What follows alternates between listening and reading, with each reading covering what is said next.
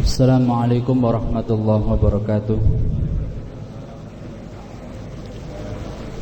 Innal hamdalillah nahmaduhu wa nasta'inuhu wa nastaghfiruh wa na'udzu billahi min shururi anfusina wa min sayyiati a'malina may yahdihillahu fala mudilla lahu wa may yudlilhu fala hadiyalah. Asyhadu an la ilaha illallah wa asyhadu anna Muhammadar Rasulullah amma ba'du. Alhamdulillah, pada pagi hari ini kita bersyukur kepada Allah masih diberi kesehatan, kenikmatan iman, kenikmatan Islam, sehingga kita bisa menjalankan ibadah salat subuh secara berjamaah. Bapak Ibu yang dirahmati oleh Allah, pada pertemuan sebelumnya saya menjelaskan tentang ghanimah dan tawanan perang Badar. Ghanimah kemarin yang saya jelaskan, satu orang itu ada yang 1.000, ada yang 2.000, ada yang 3.000 dinar. Kemudian tawanan, mohon maaf, itu tebusan tawanan. Tebusan tawanan ada yang 1.000, ada yang 2.000, ada yang 3.000 dinar. Bagi yang tidak mampu atau miskin bisa mengajar, membaca dan menulis kepada 10 anak-anak Madinah sampai bisa. Tapi juga ada sebagian yang tidak dimintai tebusan tawanan, baik berupa uang maupun mengajar, tapi dibebaskan begitu saja. Salah satunya adalah Abu Al-As, yaitu suaminya Zainab yang kemarin saya jelaskan. Hari ini adalah peristiwa perang Badar itu kemudian diabadikan dalam Al-Quran dalam surah Al-Anfal. Jadi di akhir peperangan Allah menurunkan surah Al-Anfal. Surah ini merupakan ta'liq ilahi yang dibicarakan di dalamnya jauh berbeda dengan penjelasan yang dibuat oleh para pemimpin dan raja-raja seusai meraih kemenangan. Jadi setiap kali meraih kemenangan, dahulu raja-raja itu mesti membuat semacam kayak ultimatum atau penjelasan dalam surah itu, dalam sebuah surat. Ini sangat berbeda. Apa saja isi dalam surah Al-Anfal itu? Yang pertama, Allah mengingatkan kaum muslim agar memperhatikan akhlak buruk masa lalu yang masih tersisa di hati mereka. Jadi setiap orang-orang muslimin mesti memiliki track record histori akhlak yang buruk pada masa jahiliyah. Jadi disuruh mengingat-ingat kembali, jangan sampai ada yang masih tersisa. Kemudian pembahasan selanjutnya, Allah membicarakan tentang kemenangan yang diraih kaum muslimin, bahwa kemenangan yang mereka gapai tidak terlepas dari dukungan dan pertolongan Allah yang tidak kasat mata. Ini menunjukkan bahwa orang muslimin biar tidak takabur, bahwa kemenangan di perang Badar itu tidak murni usaha dari kaum muslimin, tapi itu adalah murni keduanya, dari pertolongan Allah Subhanahu wa taala. Ini perlu kita perhatikan kesuksesan yang kita raih hingga saat ini. Mungkin anak kita ada yang sukses, ada yang lulus cum laude, ada yang bekerja di sebuah pekerjaan yang mentereng. Itu semua bukan dari kita, tapi itu adalah semata-mata karena pertolongan Allah Subhanahu wa taala. Kemudian dalam surah Al-Anfal Allah menunjukkan seruan indah kepada golongan musyrik dan munafik, Yahudi dan orang yang tertawan pada perang Badar agar mereka menyerah dan tunduk kepada kebenaran. Ini menunjukkan bahwa orang musyrik, orang Yahudi dan orang-orang yang lainnya itu agar mereka tunduk kepada kebenaran Allah. Selanjutnya Allah menjelaskan perkara seputar harta rampasan perang dan pembagiannya. lalu menjelaskan dasar dan aturan mainnya. Selanjutnya Allah menjelaskan berbagai aturan berkenaan dengan masa perang dan masa damai. Kemarin sudah diterangkan 1/5 untuk Allah dan Rasulnya, wal masakin, ibnu sabil, sisanya baru untuk pasukan. Selain itu Allah meletakkan butir-butir perundang-undangan negara Islam. Di dalamnya terdapat pembedaan peraturan antara kaum muslimin yang tinggal di dalam tapal batas kekuasaan dan yang tinggal di luar kekuasaannya. Nah, maka pada tahun kedua Hijriah Allah menetapkan kewajiban berpuasa pada bulan Ramadan. Jadi sebelumnya memang belum diwajibkan puasa Ramadan. Kemudian pada tahun kedua diwajibkan, kemudian zakat fitrah di akhir bulan Ramadan. Di tahun yang sama Allah juga menjelaskan tentang nisab zakat. Nisab zakat itu berapa gram? Nisab zakat mal, bukan hanya nisab zakat mal, tapi kemudian peternakan, hewan, sawah dan seterusnya. Kemudian bulan Syawal tahun itu menjadi momen yang mengesankan sepanjang hidup mereka. Jadi ketika mereka Idul Fitri, karena Idul Fitri kali ini bertepatan dengan pencapaian kemenangan yang gemilang di Medan Badar. Jadi ketika takbiran di lapangan gitu, suasananya wah, tidak seperti biasanya. Karena merasa senang kemenangan yang sangat besar, takbirannya semangat ke masjidnya. Kemudian Allah memperingatkan mereka dengan firman, wadhkuru id antum qalilun mustad'afuna fil ard. Ingatlah ketika kamu wahai orang-orang muhajirin, ketika masih berjumlah sedikit lagi tertindas di Mekah. Takhafuna an yatakhattafakumun nasu fa'awakum wa ayyadakum binasrih. Dan kamu takut orang-orang Mekah akan menculik kamu, maka Dia memberi kamu tempat menetap di Madinah dan dijadikannya kamu kuat dengan pertolongannya. Wa razaqakum minat thayyibati la'allakum tashkurun, dan kamu diberikan rizki yang baik agar kamu bersyukur. Ini mengingatkan kepada orang-orang muhajirin supaya tidak takabur, supaya tidak lupa akan pertolongan Allah. Ingatlah dulu kalian itu diintimidasi, kalian itu sedikit, sekarang sudah mulai banyak. Sudah mulai banyak orang masuk Islam setelah kemenangan perang Badar. Bapak Ibu yang dirahmati oleh Allah, setelah perang Badar ini tahun kedua Hijriah, tahun ketiga ada perang yang besar juga yang disebut dengan perang Uhud. Kalau perang Badar itu orang musyrikin 1000, perang Uhud orang musyrikin 3000.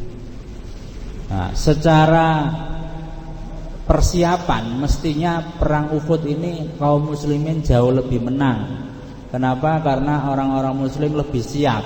Berangkat ke medan perang itu nggawa peralatan perang. Kalau perang Badar kan enggak. Perang Badar itu kan niatnya mau mencegat kafilah dagang Abu Sofyan, sehingga peralatannya itu enggak seadanya lah. Kuda saja cuma 2, ya, unta cuma berapa, melawan 1000 lah. Perang Uhud ini mestinya orang-orang muslim itu menang dan jauh lebih hebat daripada perang Badar, walaupun jumlahnya juga tidak seimbang. Tapi nanti ada beberapa perang yang mengawali perang Uhud. Ada 5 perang nanti ya. Kemenangan yang diraih kaum muslimin di medan Badar ini langsung menyulut bara kedengkian dan kebencian di dada kedua orang musyrikin dan Yahudi. Ketika orang-orang muslim ini menang di perang Badar, ada 4 golongan yang menjadi musuh umat Islam. Yang pertama orang musyrik, yang kedua orang Yahudi, yang ketiga orang munafik, dan yang keempat orang Badui. Allah Subhanahu wa taala berfirman, la tajidanna asyaddan nasi adawatan lil ladzina amanu al yahuda wal ladzina asyraku. Engkau akan mendapati orang yang paling keras permusuhannya terhadap orang-orang beriman. Siapakah itu? Orang Yahudi dan orang musyrik. Orang Yahudi di Madinah dan orang musyrik di Mekah. Orang Yahudi di Madinah itu ada 3 golongan besar, Bani Qainuqa, Bani Nadir, dan Bani Quraidah. Itulah yang akan memusuhi Nabi. Wala tajidanna aqrabahum mawaddatan lil ladzina amanu alladzina qalu inna nasara dzalika bi anna minhum qissisina wa ruhban wa annahum la yastakbirun. Dan pasti akan kamu dapati orang yang paling dekat persahabatannya dengan orang-orang yang beriman ialah orang-orang yang berkata sesungguhnya kami adalah orang Nasrani. Yang demikian itu karena di antara mereka terdapat para pendeta dan para rohib, juga karena mereka tidak menyombongkan diri. Nah, ini adalah musuh Islam ketika setelah selesai perang Badar. Orang Yahudi mereka merasa bahwa kemenangan kaum muslimin di Badar akan menjadi batu sandungan terbesar bagi eksistensi agama dan ekonomi mereka di Madinah. Otomatis perdagangan mereka akan dikuasai orang-orang muslim. Orang musyrikin di Mekah mereka tentu saudaranya meninggal, kemudian orang tuanya meninggal, anaknya meninggal, bagian anaknya ditawan. Ada dendam kusumat yang kemudian dikumpulkan menjadi meletusnya perang Uhud pada tahun yang akan datang. Kaum munafikin di Madinah, ini orang-orang musyrik di Madinah yang tidak punya pilihan lagi. Semua orang sudah menang, orang-orang muslim, kalau saya tetap musyrik saya akan ditindas. Akhirnya mereka terpaksa masuk Islam demi melindungi nyawa mereka. Mereka itu seperti Abdullah bin Ubay bin Salul. Nah, ini terpaksa masuk Islam, nggak ada pilihan lain. Dan yang terakhir adalah orang Badui. Mereka ini nggak ada sangkut pautnya dengan keimanan dan kekufuran. Cuma orang Badui itu punya hobi yang unik ya. Hobinya apa? Hobinya itu merampas dan menjarah. Hobi kok merampas dan menjarah. Untung belum ada KPK ketika itu ya. Nah, sedangkan Islam itu paling benci dengan perbuatan itu. Otomatis orang Badui, kalau orang Islam berkuasa kita nggak bisa merampas dan menjarah lagi. Hobi kita nggak bisa tersalurkan. Ada 5 perang yang mengawali perang Uhud. Yang pertama perang Bani Sulaim, perang Bani Qainuqa, perang As-Sawiq, perang Zu Amr, dan perang Buhron. Nah, ini nanti akan kita bahas beberapa pertemuan setelah ini. Hari ini kita membahas tentang perang Bani Sulaim. Nah, ini perang, kalau perang Badar itu kan ada 8 yang mengawali ya. Kalau ini ada 5. Lah, perang Bani Sulaim itu begini, setelah menangnya perang Badar, Nabi itu mendapat info bahwasanya Bani Sulaim itu akan menyerang Madinah. Nah, Nabi tidak ingin ini terjadi, akhirnya diserang duluan sama Nabi. Akhirnya mereka itu tunggang langgang tanpa ada peperangan sedikit pun. Melihat kedatangan beliau, mereka pun lari tunggang langgang meninggalkan sekitar 500 ekor unta. Nah, 500 ekor unta ini menjadi ghanimah. 1/5 diambil Allah dan Rasulnya untuk fakir miskin, ibnu sabil dan lain-lain. Sisanya dibagikan kepada kaum muslimin. Ya, sekarang nek 1 ekor unta itu piro harganya ya? Kayak sapi gitu, misalkan 22 juta, 20 juta wis kali 500 kan ya wis akeh. Nah, itu ghanimah. Peperangan ini terjadi pada bulan Syawal tahun kedua Hijriah. Berarti kan perang Badar itu kan bulan Ramadan. Ini Syawal, berarti kan 1 bulan setelah itu sudah ada perang. Kemudian, nah ini ada rencana pembunuhan Nabi. Ceritanya begini, di Mekah itu ada seorang bernama Umair bin Wahab al-Jumahi bersama Sofwan bin Umayyah. Ini duduk-duduk ya, ngobrol-ngobrol santai-santai. Kemudian Umair ini bercerita tentang orang-orang yang meninggal di perang Badar, saudaranya, tetangganya, dan lain-lain. Kemudian Sofwan mengatakan, ya semoga nanti kita ada kehidupan yang lebih baik, begitulah. Pasti akan datang kehidupan yang baik setelah kematian mereka.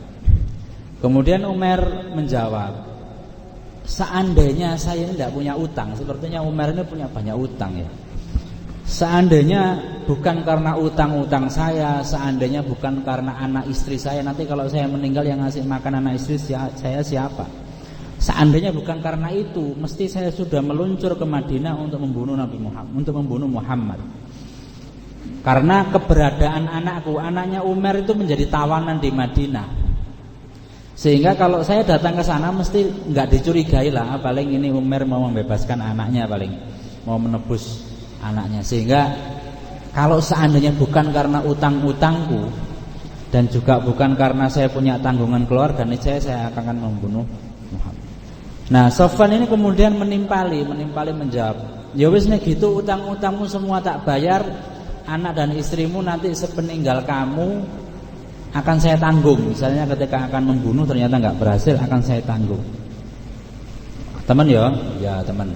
Ya wis kalau gitu rahasiakan. Jadi cuma 2 orang ini, rahasiakan percakapan ini, saya akan berangkat ke Madinah besok. Akhirnya Umar ini berangkat ke Madinah besok harinya sambil mengasah pedangnya, diasah sampai mengkilat. Sampai di Madinah, nah kebetulan Umar bin Khattab itu ada semacam majelis begini, tiba-tiba Umar datang. Nah, kemudian Umar bin Khattab kaget, wah ini musuh Islam dari Mekah menghunus pedang, ini pasti mau membunuh Nabi. Kemudian Umar bin Khattab lapor kepada Nabi, Nabi ada Umair. Bedakan ya, Umair dengan Umar. Ada Umair datang dengan menghunus pedang. Ya sudah, suruh masuk saja. Umar ini merasa curiga, ini pasti ada apa-apa. Akhirnya nyuruh para sahabat Ansor, tolong dampingi itu, jaga Nabi, jangan sampai Umar ini tiba-tiba marimono menghunuskan pedang membunuh Nabi. Nah, akhirnya kemudian Rasul bersabda kepada Umar, wahai Umar, biarkan saja, biarkan Umar mendekat kepada saya. Akhirnya Umar itu dengan membawa pedang disuruh dekat sekali dengan Nabi. Kemudian Rasul bertanya, maksud kedatanganmu ke sini? Umar berkata, aku datang untuk urusan tawanan yang ada di tangan kalian, tolong perlakukan mereka dengan baik. Karena di dalam situ ada anak saya juga. Mereka tidak tahu bahwasanya Nabi kemarin saya jelaskan memerintahkan kasih makan seenak-enaknya. Bahkan sahabat itu makan kurma, tawanan itu makan roti dan susu. Nah, ini perlakuan umat Islam kepada tawanan luar biasa baik. Tidak seperti orang-orang kafir, ketika menawan orang Islam itu disiksa habis-habisan. Kemudian Rasul bertanya, untuk apa pedang yang kamu bawa itu? Enggak kok, saya hanya pengen ngomong itu saja. Nabi mendesak, jangan bohong, kamu pasti ada sesuatu. Enggak, saya cuma mau bilang itu saja. Nah, akhirnya Nabi mengatakan, bukankah kemarin kamu duduk-duduk dengan Sofwan, kemudian kamu berencana mau membunuh saya, tapi kamu kemudian masih ragu karena kamu punya utang-utang dan tanggungan. Kemudian Sofwan berjanji untuk menanggung semua itu sehingga kamu mau datang ke sini. Umar kaget loh, sampean kok ngerti? Padahal itu hanya 2 orang yang tahu saya dengan Sofwan, tidak ada yang lain. Dan ketika itu tidak ada siapa-siapa, tidak ada mata-mata, tidak ada rekaman, tidak ada CCTV. Sampean kok tahu? Nah, akhirnya kemudian Umar bersaksi bahwa engkau benar-benar utusan Allah yang mau membunuh Rasul. Akhirnya gak jadi, akhirnya masuk Islam. Wahai Rasulullah, dahulu kami sering mendustakan apa yang engkau sampaikan kepada kami berupa wahyu dari langit yang turun kepadamu. Perkara tadi yang kau sebutkan ialah perkara rahasia antara aku dan Sofwan. Tidak ada yang lain. Demi Allah, kini aku benar-benar tahu bahwa apa yang datang kepadamu adalah benar-benar dari Allah. Ya. Segala puji bagi Allah yang telah memberiku hidayah untuk masuk Islam, menuntunku ke tempat ini. Akhirnya kemudian Rasulullah bilang kepada para sahabat, wahai sahabat, ajarkanlah masalah agama kepada Umair ini, dan bacakanlah Al-Quran, dan bebaskanlah anaknya. Jadi anaknya dibebaskan tanpa tebusan. Sofwan yang ada di Mekah, yang sudah janji akan bayari utang-utangnya, sudah janji akan menanggung keluarganya, kedengaran informasi ini. Akhirnya kemudian Sofwan ini mengatakan, saya tidak akan memberikan bantuan apapun kepada Umar. Umar ini mesti bantu kok malah mlebu Islam. Kemudian Umar pulang ke Mekah. Kemudian dari Umar situlah banyak orang Mekah masuk Islam melalui Umar. Umar kemudian berdakwah melalui perantara beliau, mendakwahkan Islam. Kemudian nanti Fathu Mekah, di sana sudah beberapa orang masuk Islam melalui dakwahnya Umar ini. Mungkin itu yang bisa saya sampaikan. Kemudian saya ingin menjawab pertanyaannya Pak Mustiar kemarin. Jarak ya, saya catat dulu nggak lupa. Jaraknya Madinah dengan Badar,